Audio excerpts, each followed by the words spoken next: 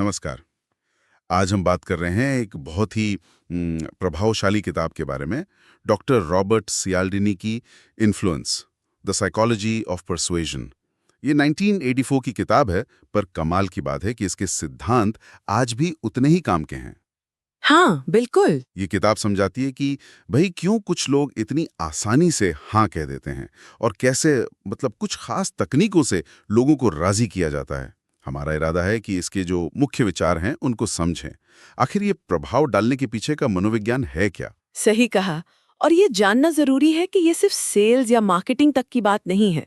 ये सिद्धांत तो हमारे रोज के जो फैसले होते हैं ना, हाँ, हमारी बातचीत, हमारे रिश्ते, सब पर असर डालते हैं। सियालिडीनी ने अपने रिसर्च और सालों के ऑब्जर्वेशन के बाद 6 खास सिद्धांत बताए हैं। ये अनजाने में ही हमारे बर्ताव को गाइड करते हैं। अच्छा। तो चलिए एक एक करके इन्हें देखते हैं। हाँ हाँ, जरूर। तो पहला सिद्धांत है पारस्परिकता, रेसिप्रोसिटी, मतलब लेन देन का नियम है ना। हाँ। कि अगर कोई हमारे लिए कुछ करे तो हम पर एक एहसान सा हो जाता है और हम उसे चुकाना चाहते हैं। जैसे दुकानों में वो फ्री सैंपल देते हैं। हाँ, वो एक उदाहरण है, पर ये उससे कहीं ज्यादा गहरा है। ये हमारे समाज के काम करने का एक बुनियादी तरीका है।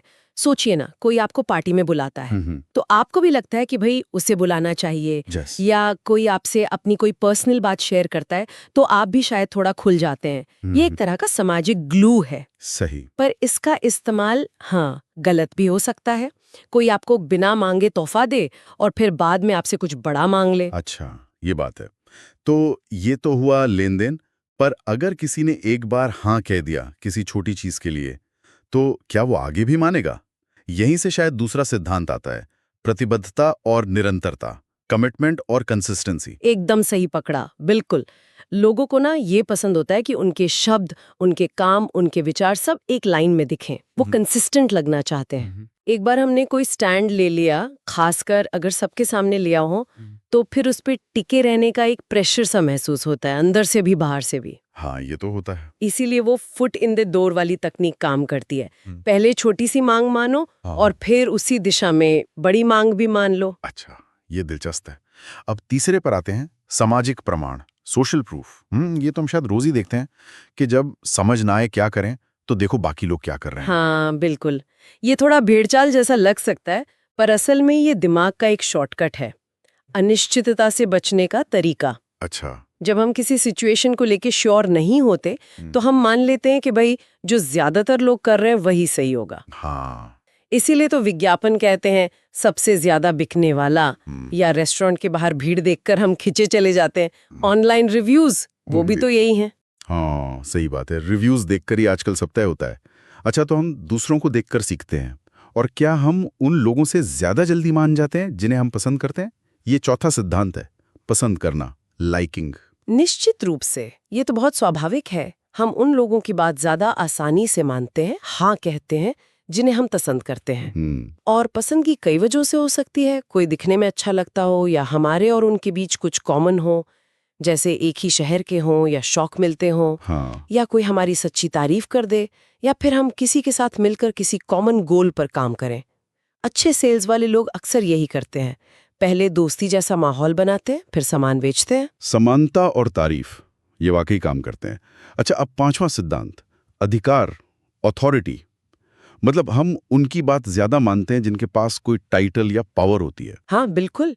बचपन से ही हमें सिखाया जाता है ना कि बड़ों की, टीचर्स की, डॉक्टर्स की बात मानो, उनका सम्मान करो। ये समाज के चलने के लिए जरूरी भी है। सही है। पर कई बार क्या होता है, हम सिर्फ अधिकार के सिंबल देखकर ही मान लेते हैं। जैसे कोई यूनिफॉर्म में है, या किसी के नाम के आगे डॉक्टर लगा है, या कोई महंगी गाड़ी से उतरा है, तो हम सोच लेते हैं कि ये जानकार होगा, भरोसेमंद होगा, भले ही वो उस खास विषय का एक्सपर्ट ना भी हो। हाँ। वो विज्ञापनों में एक्टर्स का डॉक्टर का कोट पहना याद है? हाँ हाँ, बिल्कुल, वो सफेद कोट का असर। और आखिर में छठा सिद्धांत, कमी, स्कैरसिटी। जो चीज कम है वो ज्यादा कीमती लगती है। एग्जैक्टली। कोई मौका हो, कोई चीज हो, या कोई जानकारी हो, अगर हमें लगे कि वो कम है या खत्म होने वाली है, तो उसे पाने की इच्छा बढ़ जाती है।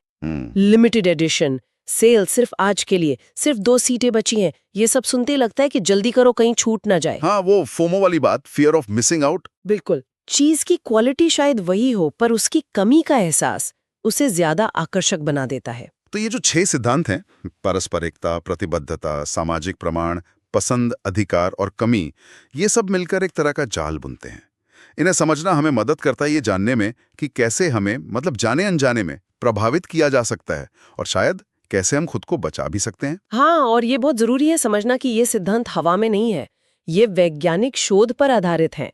हालांकि सियाल्डिनी खुद भी कहते हैं कि इनका इस्तेमाल नैतिक तरीके से होना चाहिए। सही। और हाँ, ये भी ध्यान रखना चाहिए कि किताब थोड़ी पुरानी है, 1984 की, तो कुछ उदाहरण आज शायद उतने फिट ना बैठें और अलग-अलग कल्चर में भी इनका असर थोड़ा अलग हो सकता है। पर जो मूल बातें हैं वो आज भी उतनी ही सच है। अब हमें सच में कोई चीज चाहिए और कब हम सिर्फ इन सिद्धांतों के असर में। बिल्कुल। और जाते जाते एक सोचने वाली बात छोड़ जाते हैं। क्या ये सिद्धांत हमेशा अकेले अकेले काम करते हैं या अक्सर ही एक दूसरे के साथ मिलकर काम करते हैं? सोचिए, जैसे कोई डॉक्टर है जिसे आप पसंद करते हैं, पसंद प्लस अधिकार, और वो कहे कि ये दवा बहुत असरदार है और इसका स्टॉक भी कम है, कमी, क्या उसका असर ज्यादा नहीं होगा? हाँ बिल्कुल, ये तो सोचने वाली बात है। इन सिद्धांतों का ये जो मिला जुला असर है, ये शायद इनके अकेले असर से कहीं ज्यादा शक्तिशाली हो सकता है और हमें पता भी नहीं चलता। इस पर गौर किया जा सकता है।